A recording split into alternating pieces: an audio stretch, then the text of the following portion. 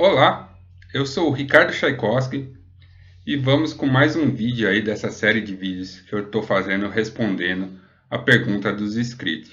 Então, se você tem alguma pergunta, quer deixar aí nos comentários, caso eu saiba responder, eu farei um vídeo resposta para você. Se eu não souber, eu vou procurar saber para depois passar o conhecimento. E a outra pergunta que nós temos aqui é: o que uma entidade hostil à vida humana pode fazer? Esse vídeo vai ser bastante especulativo, né? Porque eu não tenho, né, como abranger todas as possibilidades nesse quesito. Não existe limites para a criatividade quando o assunto é maldade, né? Então, quando se fala de maldade, as possibilidades, né, de você fazer o mal, elas são praticamente infinitas, né? Então não tem como eu abarcar e falar tudo que uma entidade dessas pode fazer. Pegamos os exemplos dos próprios humanos, porque a primeira entidade hostil à vida humana é o próprio homem, né? O homem é lobo do homem, já dizia o filósofo. Então, quando se trata de maldade, nenhum ser do planeta Terra ele é tão especializado nisso quanto o próprio homem. Nenhum ser manifesto na Terra ele é tão destrutivo como o próprio homem. Então, é, peguemos o nosso exemplo diário das notícias que nós vemos na TV, nos casos que nós ouvimos falar, nas coisas que nós vemos, e a gente vê que para a maldade humana não existe limites, né? Então, a primeira entidade hostil à vida humana é o próprio homem, né? E quando se trata disso, a criatividade é imensa, né? Não existe um parâmetro para a gente falar o que o homem é capaz de fazer. Nós vemos verdadeiras abominações, verdadeiras atrocidades cometidas por seres humanos contra os próprios seres humanos e as demais criaturas do planeta, né? E até ao próprio planeta em si, né? Então, o homem realmente, quando se trata de entidade hostil à vida humana, o homem é a primeira delas. E não importa se esse ser humano ele é encarnado, ele está tendo uma vida física, ou se ele está tendo uma vida espiritual, ele está desencarnado. O Kiumba seria uma consciência humana que é desprendida da matéria, né? Então ele continua sendo um homem. Então a criatividade para ele fazer o mal é a mesma. Apenas o modo operante que muda, porque você, quando quer fazer maldade, você vai lá e faz, né? Agora, o Kiumba ele não tem essa possibilidade, então ele influencia outros humanos encarnados a cometerem as atrocidades por ele, né? Então, é assim que um Kiumba age, né? Então, por exemplo, no mês passado, aí pelo Dia das Bruxas, um cara foi lá e colocou veneno em vários pirulitos e distribuiu para as crianças, né? Então matou acho que 4 pessoas, 4 crianças. Por que ele fez isso? Maldade pela maldade, pura e simplesmente maldade. Teve um outro caso também mês passado nos Estados Unidos, onde o cara pegou uma caixa de Tilenol e envenenou, se eu não me engano, com arsênico. Eu não sei qual veneno que o cara é, envenenou e colocou nas farmácias, né? E vendeu para as farmácias para elas retribuírem. Parece que morreu também alguns idosos lá que tomaram esse Tilenol e morreram. Então, quando se trata de atrocidades humanas, não tem limite para o mal. É o mal pelo mal, né? Então, o que Umba faz, né? Ele primeiro ele analisa, né, a pessoa e ele tenta identificar aí brechas no próprio comportamento do alvo dele para tentar lá se infiltrar na mente daquela pessoa para influenciar ele a fazer as coisas. Então, se você tem um vício, todos nós temos defeitos, né? Todos nós temos defeitos, todos nós temos vícios, todos nós temos pensamentos às vezes que fogem um pouco aí do que a gente acredita de humano, né? Então, todos nós lá no interior temos alguns desejos diabólicos por excelência, e o Quiumba, quando percebe que ele pode explorar esses defeitos, ele vai fazer. Então, ele vai fazer a pessoa, se a pessoa tem uma tendência ao vício, ele vai fazer a pessoa cair no vício. Se a pessoa tem algum desejo sexual aí incompatível com os padrões sociais, ele vai tentar despertar esse desejo, vai tentar fazer a pessoa ficar viciada nesse tipo de comportamento. Então, um Quiumba seria aí a primeira entidade hostil que eu diria que tem que se tomar muito cuidado, porque realmente, imagine tudo que um ser humano faz de ruim. O Quiumba também faz, porque ele é um ser humano. Então, tudo isso que você vê de atrocidade, perversões, pedofilia, canibalismo,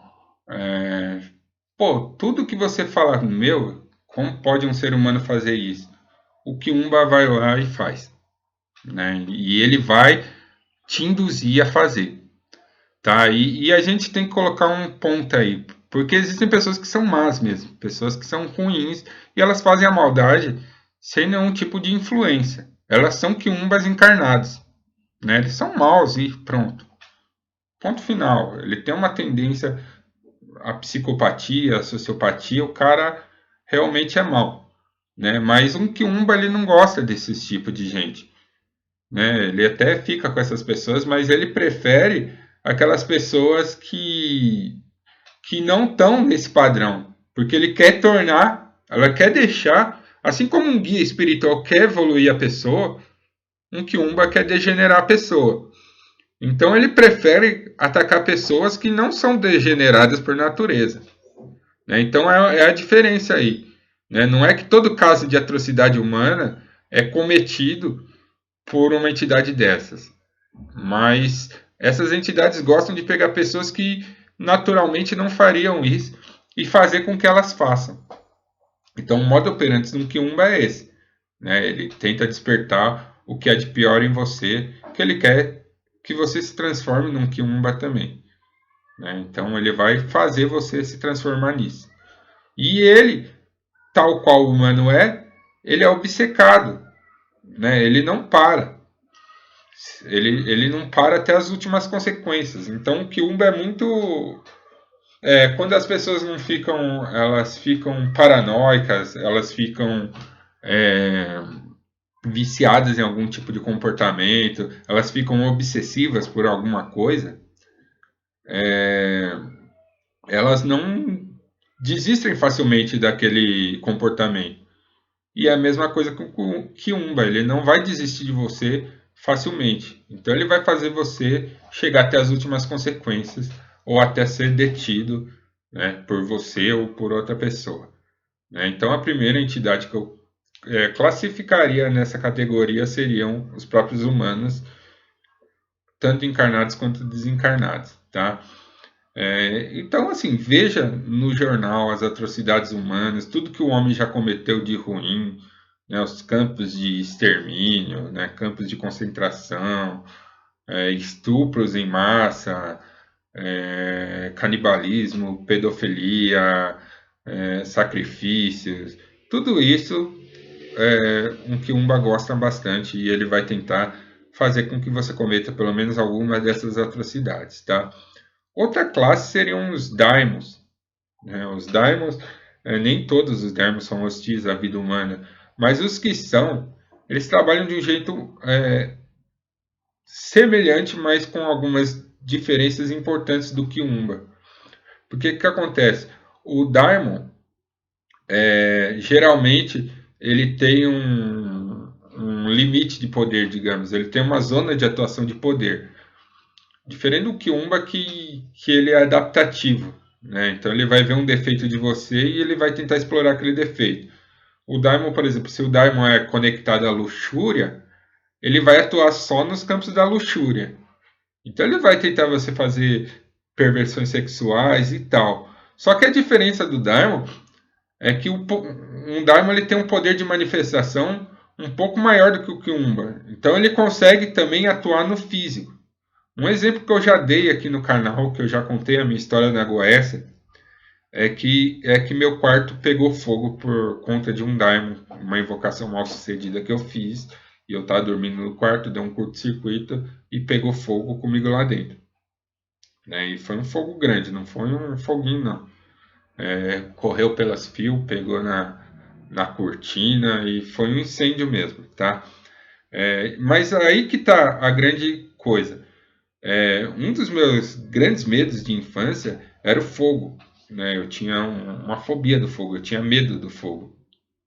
Né? Então, a maldade do Daimon. Né? Ele sabia que na infância, eu já superei isso, mas na infância eu tinha medo de fogo.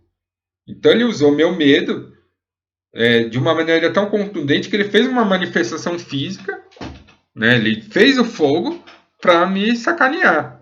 Tá? Só que uma das vantagens é que o Daimon ele faz e depois ele pode perder o interesse com mais facilidade do que o Kiumba. Kiumba é obsessivo, ele vai até o final.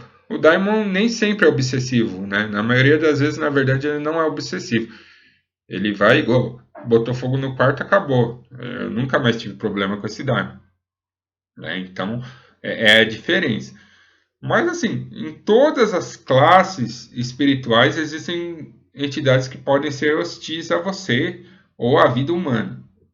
Né? Dentro aí da magia persa, dos djinns, né, nós temos uma tribo que são os filhos de Iblis. Né? Segundo a mitologia, Iblis foi o primeiro djinn criado e convivia junto com os anjos. Porque o que aconteceu?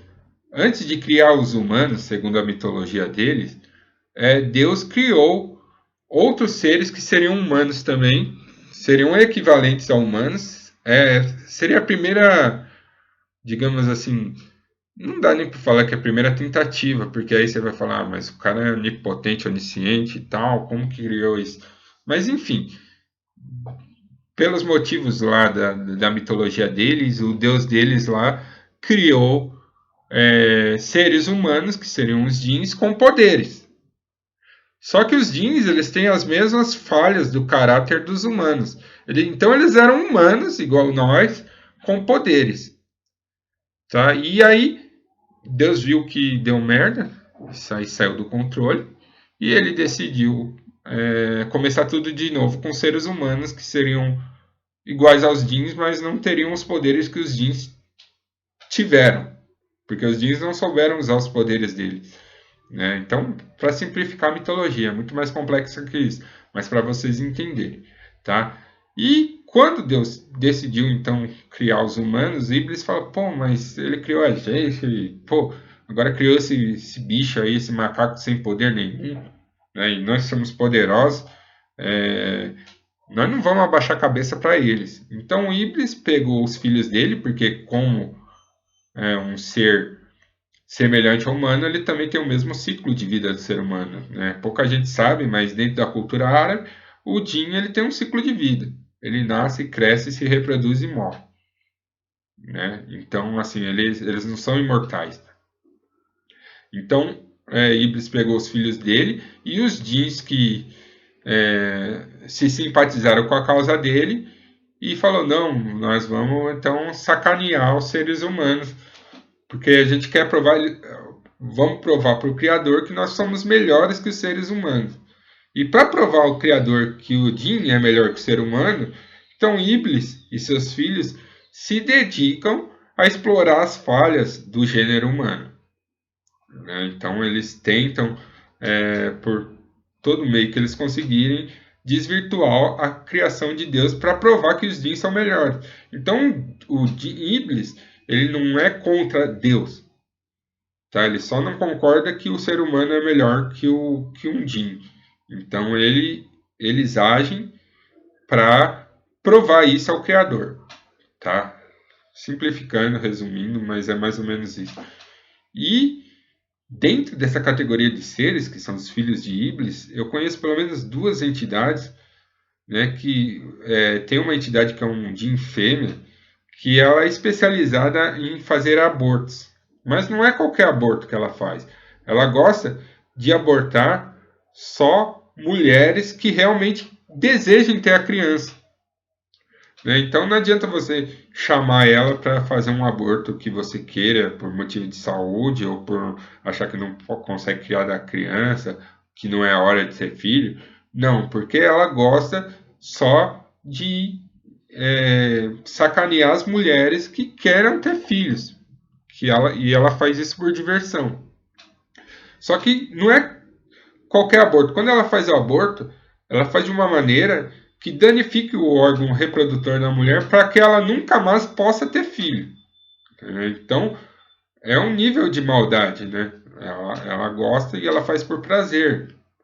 Né? Existe outro Jin lá que ele é especialista aí em problemas pulmonares. Então ele faz a pessoa, mesmo que a pessoa tenha um estilo de vida saudável, desenvolver com o tempo problemas nos pulmões.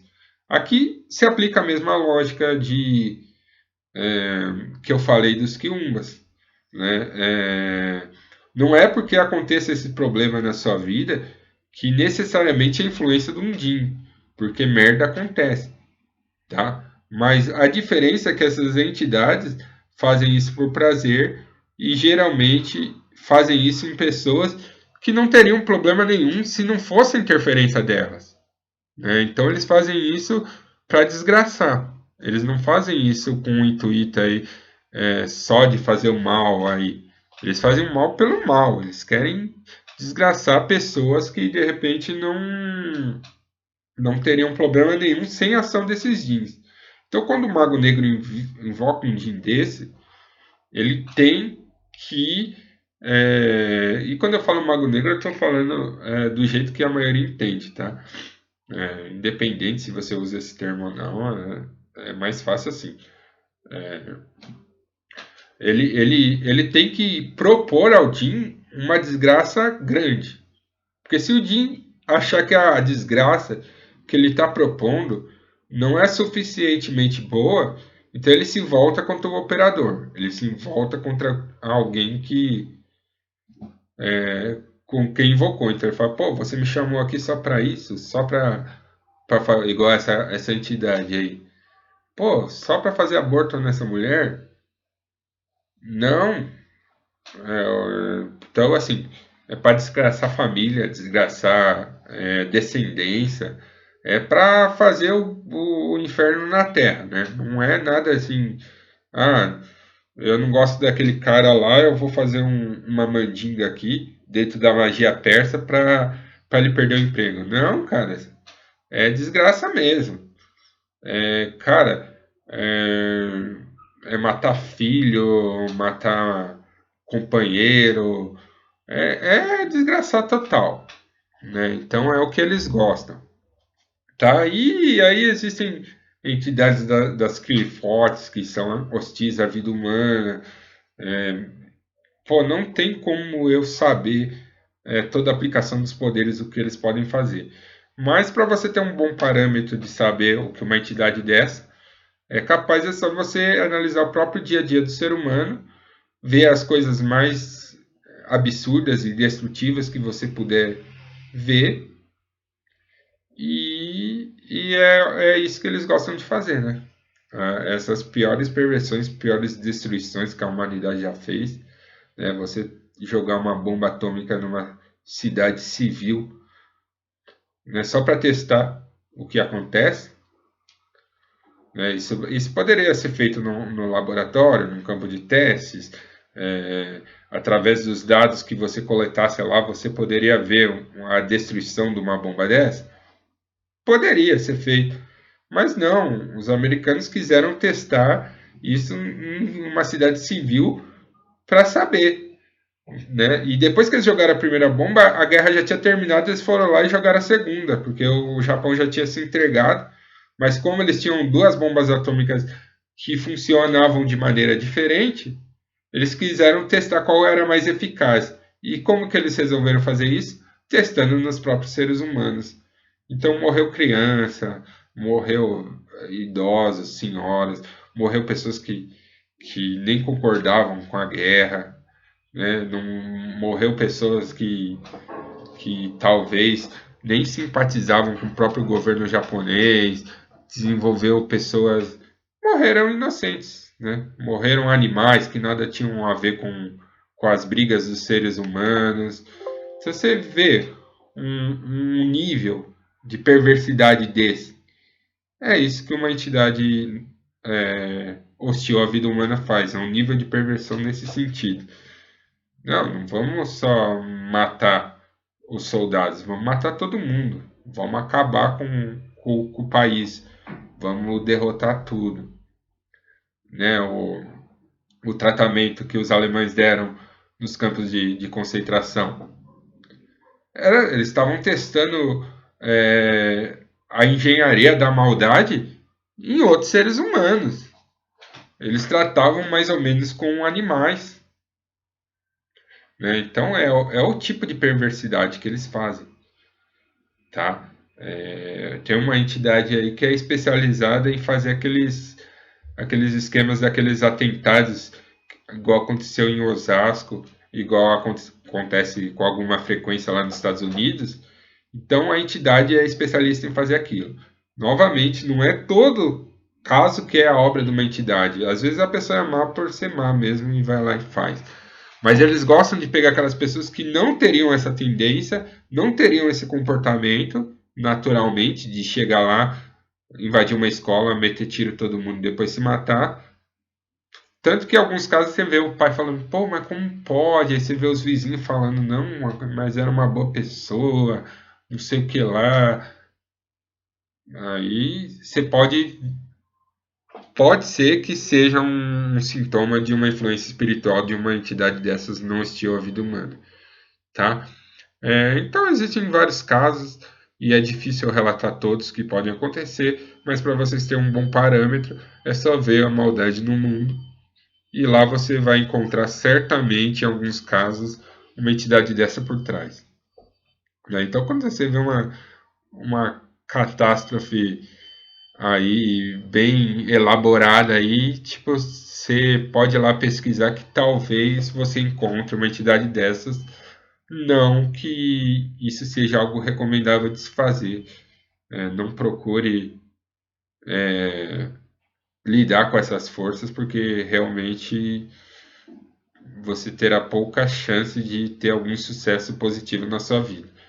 Né? Você encontrar uma entidade dessas realmente não é uma coisa que eu aconselho que vocês façam.